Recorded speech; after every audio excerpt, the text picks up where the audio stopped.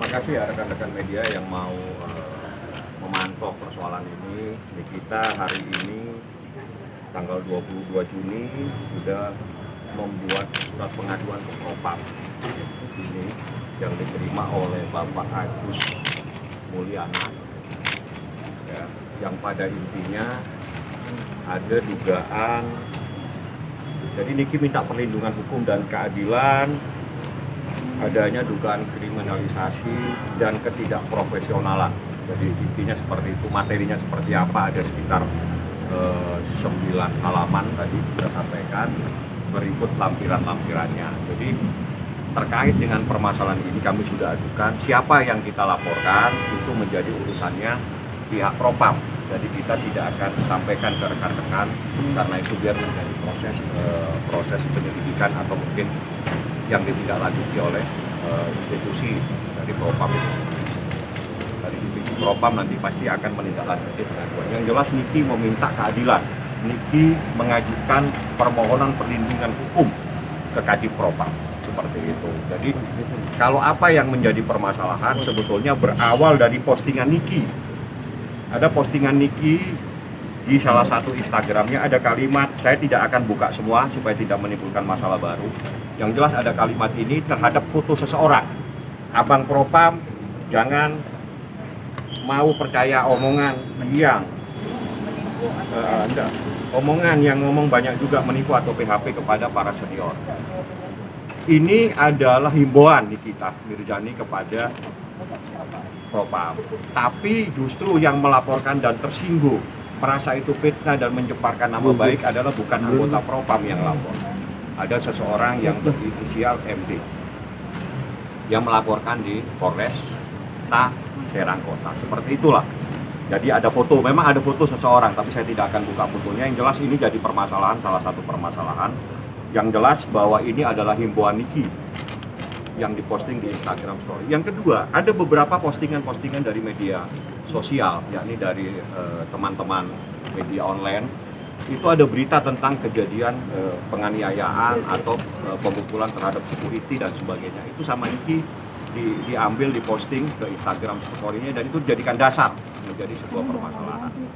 Dan seperti itulah, sehingga timbul permasalahan pada tanggal 15 tiba-tiba datang di rumahnya Niki jam 3 pagi. Ya itulah kita laporkan semua permasalahannya dan Niki minta keadilan. Bagaimana ceritanya? Apakah memang Niki itu pernah diproses seperti apa, biar dia jelasin secara berurutan supaya jelas ya. Bagaimana nih ceritanya awalnya nih? Coba. Kan ceritanya awalnya itu laporan itu tanggal 16 Mei. Tanggal 16 Mei, tanggal 27 Mei ada surat panggilan untuk tanggal 31 tapi klarifikasi. Terus tanggal 31 Mei datang lagi surat buat datang ke Polres Banten tanggal 3 Juni untuk klarifikasi. Tiba-tiba tanggal 4 Juni ini udah SPDP. Padahal kan kalau menurut Bapak Kapolri itu kan ada restorasi justice, kita harus diketemukan oleh sang pelapor, ya kan? Tapi ini enggak. Tiba-tiba tanggal 6 Juni dikirim lagi surat panggilan, tanggal 9 Juni itu surat panggilan pertama. Terus di tanggal 10 Juni ada lagi surat panggilan untuk datang tanggal 13 Juni sebagai saksi. Cuman tanggal 16 ada kesebar surat ke teman-teman wartawan dan kan musuh saya yang sudah diposting duluan. Itu tanggal 13 Juni katanya sebagai TSK alias tersangka gitu kan. Nah, padahal kan proses ini saya tuh belum datang sama sekali gitu. Karena biasanya kalau kita tidak datang pertama itu akan ada pemanggilan lagi gitu kan, akan ada pemanggilan lagi. Ini enggak, ini langsung kayaknya tuh semua serba cepat gitu. Di sini tuh serba cepat, kayak ekspres banget gitu. Padahal saya punya kasus juga, saya ngelaporin Baby Z itu di Tangerang Selatan, di Polres Tangerang Selatan. Sudah hampir mau 1 tahun. Orangnya nggak datang, baru datang sekali aja, nggak tahu kasusnya udah sampai mana. Gitu. Nah kalau ini kok kurang dari 1 bulan tiba-tiba ada penangkapan, tiba-tiba ada surat beredaran dari ke teman-teman wartawan, bukan ke saya ya, ke teman-teman wartawan atau ke musuh saya bahwa saya jadi TSK gitu. Nah maksudnya kenapa saya mau ngelaporin gitu, karena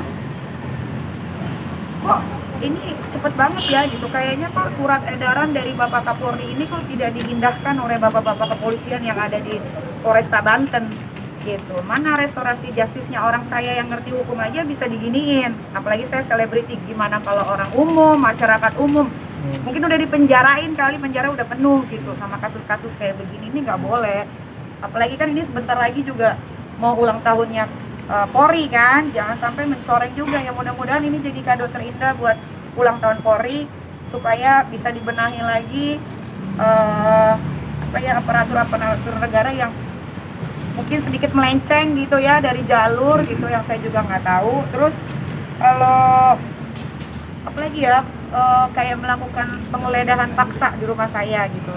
Bapak polisi dari Polrestabes Banten bilangnya tidak masuk ke rumah, tapi yang dia posting di Instagramnya itu dia masuk ke rumah gitu kan. Jadi banyak omongan-omongan yang nggak tepat nih gitu. Padahal CCTV semua, bang, kami juga udah kasih CCTV-nya ke Bapak Propam ya kan, silahkan ditonton sendiri bagaimana bapak-bapak dan Polwan yang datang ke rumah saya saat itu tanggal 15 pagi jam 3. Dia datang ke rumah, dia bikin keributan, dia teriak, dia buat pengerusakan gitu kan, adik saya dimaki gitu. Itu kan ada semua.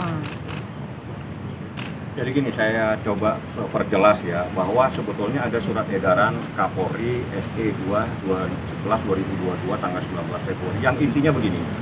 Di dalam kasus ITE itu sejak penerimaan laporan itu harus ada sebuah proses mediasi yang dilakukan, dan itu tidak pernah terjadi tiba-tiba datang langsung ke tempatnya Niki. Itu satu. Yang kedua, bahwa harus melakukan gelar perkara yang dikaitkan dengan Direktorat Siber.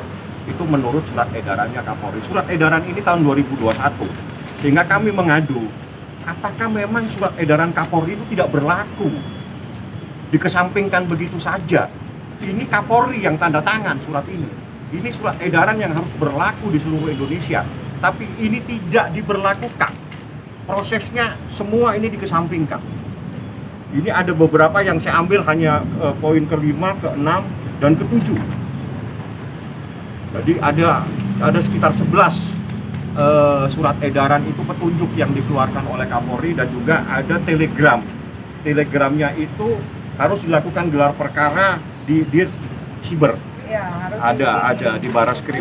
Dan ini tidak ada tiba-tiba datang blak. Tahu tanggal 15 dia datang katanya mau membawa Niki. Nah, tanggal 15 itu Niki dan saya kebetulan hadir di sana pada saat jam 8 pagi. Niki tidak pernah menerima adanya surat penetapan dia sebagai tersangka. Tidak pernah diserahkan ke Niki walaupun orangnya pada datang semua di sana. Namun justru yang beredar tanggal 16. Beredar tanggal 16, penetapan tertanggal 13. Kenapa tidak datang pada saat tanggal 15 Anda menyerahkan kepada Niki surat itu? Ada apa yang terjadi di sini? Ini semua yang kami sampaikan, ada sekitar 9 halaman yang kami sampaikan dengan bukti-bukti. Bagaimana proses ini, kami minta keadilan, kami minta Bapak Kapolri untuk bisa memantau ini persoalan. Kita minta perlindungan ke Kadif Hukum. Saya juga berkirim surat ke Irwasum. Kita juga berkirim surat ke Kabar Eskrim. Ini masalah kita kirimkan semua informasi ini. Baik ke Kadif Propam, ke Kapolri, ke Kabar Eskrim, semua. Surat-surat ini sudah kita sampaikan.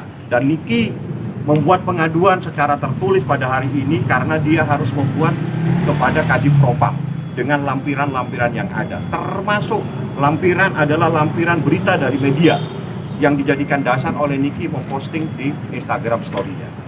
Itu semua kita sampaikan. Ini ada ini beritanya semua. Ini semua ada beritanya. Ini saya tidak mau, ini kan ada medianya ya. Saya nggak mau, saya sama-sama ngerti. Itu berawal dari berita di media massa. Diambil sama Niki, diposting bla bla dan seterusnya.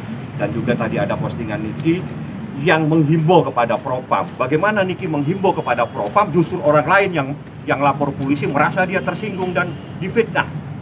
Dia bukan anggota Propam yang lapor ini. Kenapa harus dia yang merasa Niki itu mencemarkan nama baiknya? Apa yang terjadi? Ini biar aja diproses semua oleh Propam di Irwasum. Karena kita kirim suratnya ke Irwasum, ke Kadif Propam, ke Kapolri, semua kita kirimin surat. Karena kita punya hak untuk mencari keadilan. Rakyat diberikan hak oleh Kapolri, oleh undang-undang mencari keadilan terhadap proses hukum yang terjadi di Indonesia. Seperti itu. Ini bukannya takut ya, ini bukannya takut, tapi ini meluruskan gitu kan, sesuatu yang ganjal menurut saya dan yang lain yang mengerti dengan hukum. Ini prosesnya terlalu cepat karena kecepatan dalam menangani kasus, penyelidikan tidak pernah restorasi justice, mereka melakukan upaya paksa penggeledahan, masuk ke rumah saya tanpa izin dari surat pengadilan, terus ada surat 2 di tanggal yang sama, tanggal 13 Juni, terus surat TSK tersebar ke kalian, ke musuh-musuh saya, terus kenapa belum ada keterangan dari saya tapi ada surat beredar katanya saya TSK. Itu banyak banget gitu kekurangannya yang kayaknya kok berani sih gitu sama seseorang yang pastinya akan disorot media aja berani gitu. Maksudnya kenapa kalau sama masyarakat ini terjadi sama masyarakat umum gitu, ini gimana gitu kan. Itu aja sih sebenarnya. Ini kejanggalan ini kan udah disampaikan ke Polres Kota. Jawaban dari pihak sana apa? Oh enggak disampaikan. dijelaskan. Biar mereka Jadi waktu sendiri aja. saya sama Niki tanggal 15 ada berespon dengan Humas Pak Sintonga dan Wakapolres, dia menyatakan status Niki adalah menjadi saksi.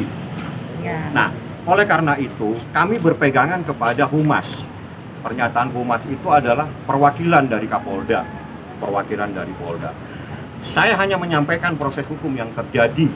Proses hukum yang harus dilalui di dalam proses hukum pidana itu adalah yang pertama adalah proses penyelidikan. Artinya seseorang dimintai keterangan atau diinterview. Setelah itu ada proses namanya proses penyidikan.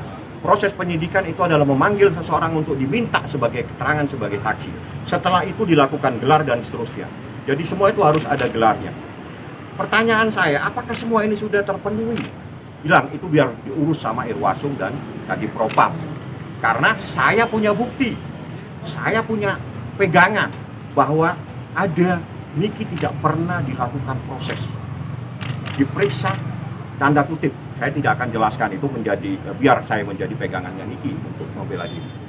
Terus tanggal 16 juga kan udah ada klarifikasi lagi kan setelah surat edaran TSK keluar ke kalian, kan dari Polres Banten juga udah mengklarifikasi bahwa kita bukan tersangka gitu kan gitu. Makanya banyak banget nih kejanggalannya, ini mau diluruskan, bukan takut nanti ada yang bilang takut ya lapor perpanggil, nggak ada takutnya gitu, cuma ini mau meluruskan aja sesuai sama SOP-nya aja kalau mau meriksa orang gitu.